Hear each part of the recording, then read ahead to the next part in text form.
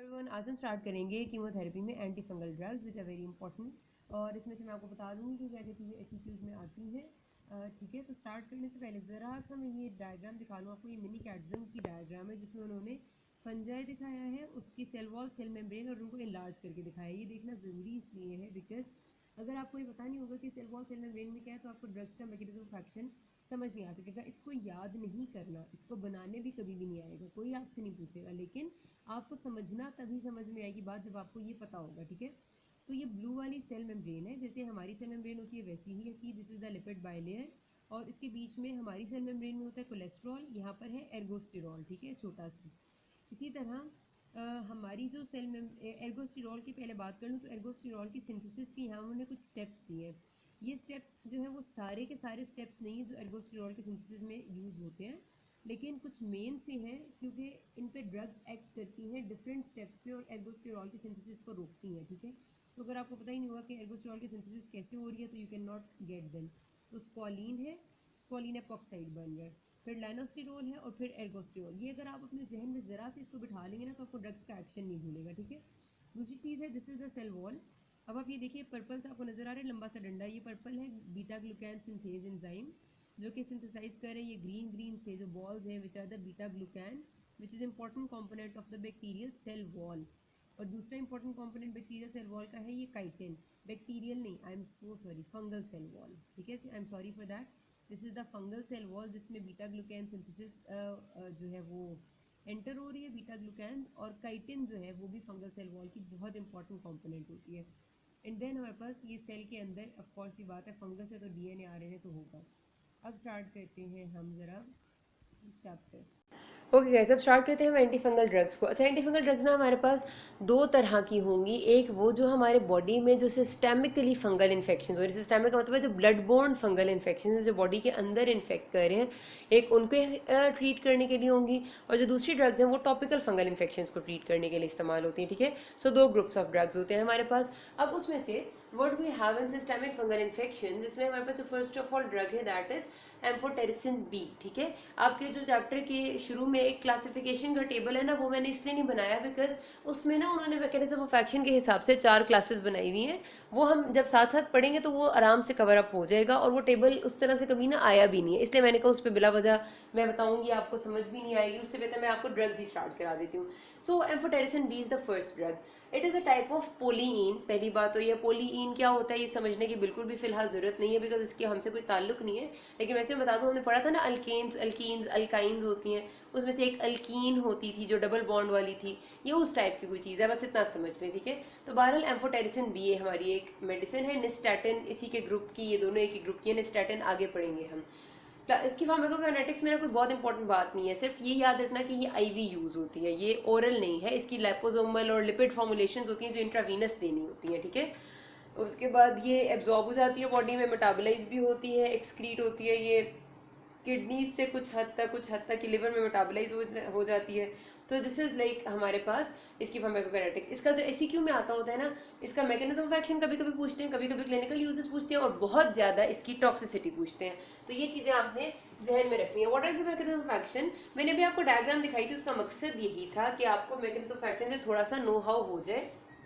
इसका जो है ना बेसिकली करना इसने सिर्फ और सिर्फ ये है कि जो आपकी एर्गोस्टेरॉल है ना, जो आपकी बाहर सबसे इंपॉर्टेंट मैंने बताया था कि सेल मेम्ब्रेन का इंतहा का इंपॉर्टेंट कंपोनेंट है फंजाई की। ठीक है, तो उसको इसने खराब कर देना है। किस तरह से खराब करना है, ये जब एर्गोस्टेरॉल को खराब करती है ना, तो ये बेसिकली जो cell membrane of the fungi है, फंगस है, उसकी परमिएबिलिटी को खराब कर देती है। और परमिएबिलिटी ऑफ सेल मेम्ब्रेन जब डिस्टर्ब हो जाती है, सपोज मेरे पास ये मैंने एक दरवाज़ा रखा हुआ था, इसके बाहर बहुत सारा पानी था जो दरवाजे से की वजह से बाहर ही था, और इसके अंदर बहुत सारे सामान पड़ा हुआ था जो पानी आने से ख़राब हो सकता है।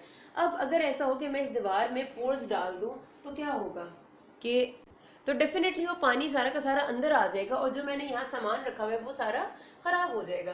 तो यही होता है कि ये जाती है एम्फोटेरिसिन बी, और जाके जो मेम्ब्रेन में उसकी एर्गोस्टेरॉल पड़ा हुआ है ना, उस एर्गोस्टेरॉल में जाके पोर्स बना देती है। आर्टिफिशियल वो पोर्स होते हैं। वो पोर्स होने की वजह से क्या होता है कि जो अब परमिएबिलिटी है मेम्ब्रेन की वो हो जाती है डिस्टर्ब। स्ट्रक्चर जिन चीज़ों ने अंदर आना नहीं होता था वो भी अंदर आने लग जाती हैं और सेल की ग्रोथ और डेथ रुक जाती है, ठीक है। तो इस तरह से इसका मैकेनिज्म ऑफ एक्शन है। और ये बात आपने याद रखनी है कि it is amphipathic in nature. ये बहुत मतलब ये है कि ये लिपिड में भी सॉल्युबल है, वाटर में भी सॉल्युबल है, इसीलिए ये आराम से सेल वॉल क्रॉस करके सेल मेम्ब्रेन में एर्गोस्टिरोल तक पहुंच जाती है बैक्टीरिया फंजाई की, और वहां पर जाकर पोर्स कर देती है। तो इसका मैकेनिज्म ऑफ एक्शन है बहुत सिंपल से, simply changing the permeability of the cell membrane of fungi.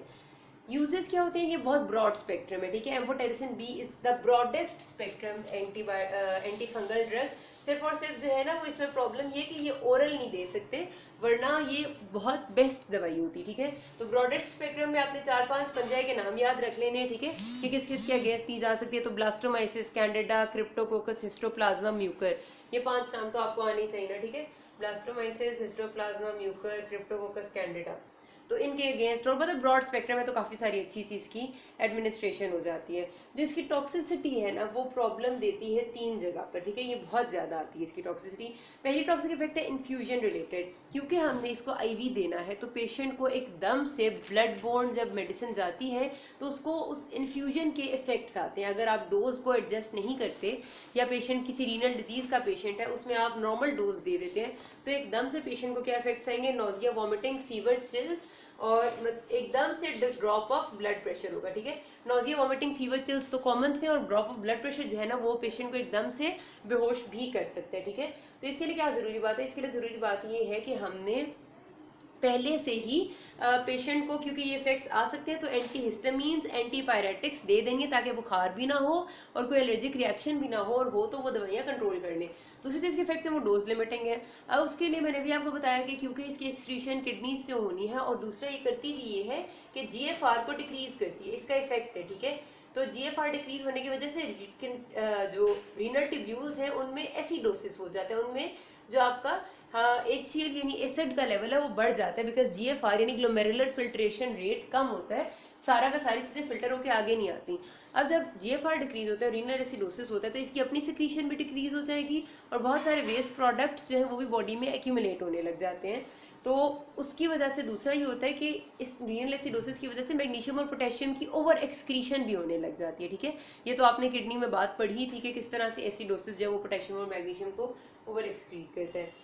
अच्छा जी, तो जब हमारे पास ये चीज़ें आती हैं तो उसके साथ साथ किडनी में ये तीसरा प्रॉब्लम ये करती है कि किडनी हमारे पास बड़े इंपॉर्टेंट काम कर रही है एरिथ्रोपोइटिन की formation. Erythropoietin is necessary for red blood cells formation. तो एरिथ्रोपोइटिन की फॉर्मेशन भी कम होती है, आरबीसीज नहीं बन पाते। तो इतने सारे इसकी डोज लिमिटिंग इफेक्ट है, तो ज़रूरत ये होती है कि हम इसकी डोज को बहुत ही एडजस्ट करके पेशेंट को एडमिनिस्टर करें, लो डोज में देनी होती है। और किडनी जो फेलियर या किडनी की प्रॉब्लम के पेशेंट्स हैं उनको तो बहुत ही डिक्रीज अमाउंट में देते हैं, ठीक है। और इसके बाद जिसके हमारे पास तीसरा प्रॉब्लम है वो ये है कि किसी हद तक ये न्यूरोटॉक्सिसिटी भी कर सकती है। तो टॉक्सिक इफेक्ट्स को इसके आपने अच्छे से समझ लेना है। Then is the drug which is flucytosine, ये बहुत छोटी सी, इसकी कम ही आती है, बहुत ही कम कभी आए तो सिर्फ इसका मैकेनिज्म ऑफ एक्शन आ सकता है, वो भी बहुत सिंपल है। इसकी फार्माकोकाइनेटिक्स में कोई खास बात नहीं है, ओरली अब दे देते हैं, आराम से एक्सक्रीट हो जाती है, याद रखने की कोई जरूरत नहीं है। मैकेनिज्म ऑफ एक्शन में इसके ये है कि it is a nucleic acid synthesis inhibitor. ये जाएगी, और अभी मैंने आपको जो डायग्राम में ऐसे सेल दिखाया था बना, वो उसके अंदर था DNA RNA, ये जाती है और DNA RNA की सिंथेसिस को करती है इनहिबिट। किस तरह से? By inhibiting a enzyme thymidylate synthase, ठीक है। बस ये एंजाइम का नाम याद रख लें, आपको बिल्कुल ठीक है। अब इसका मसला सिर्फ और सिर्फ एक ये है कि फ्लूसाइटोसिन ने सेल के अंदर जाना है, तो सेल के अंदर जाने के लिए इसको एक एंजाइम की ज़रूरत है, परमिएज, और सेल के अंदर जाके इसने अपनी एक्टिव फॉर्म में कन्वर्ट होना है, उसके लिए इसको एक एंजाइम की ज़रूरत है, वो भी हमारे पास है डी अमाइनेज, ठीक है। तो जब तक ये परमिएज नहीं होगा और अंदर एक्टिवेशन वाला डी अमाइनेज नहीं होगा, तब तक ये अपना एक्शन नहीं कर सकती। तो इसको दो एंजाइम्स की ज़रूरत है। एक एंजाइम को इनहिबिट करना है इसने, परमिएज अंदर लेके जाएगा, डीएमाइनेज इसको एक्टिव करेगा, और थाइमिडाइलेट सिंथेज को इनहिबिट करेगी ताकि डीएनए आरएनए की सिंथेसिस ना हो। बस ये मैकेनिज्म ऑफ एक्शन जो है ना इसका, थाइमिडाइलेट सिंथेज का नाम ये आपने नहीं भूलना। टॉक्सिस इसकी जो क्लिनिकल यूजेस है वो इस बहुत वाइड स्पेक्ट्रम नहीं है, ये बहुत ही नैरो स्पेक्ट्रम है, और डिफरेंट ड्रग्स के साथ कॉम्बिनेशन में इस्तेमाल होती है क्रिप्टोकोकस वगैरह के खिलाफ, वरना it is not used very much. और टॉक्सिसिटी जो है वो डिप्रेशन, एलोपीशिया वगैरह हो सकता है, लेकिन कभी भी पूछा नहीं गया कभी, सिर्फ और सिर्फ इसका मैकेनिज्म ऑफ एक्शन आता है। फिर हमारे पास आती हैं एजोल एंटी फंगल ड्रग्स, जिनको हम अगले पार्ट से स्टार्ट करते हैं। अभी तक किसी को कोई मसला हुआ, you can ask me. Thank you.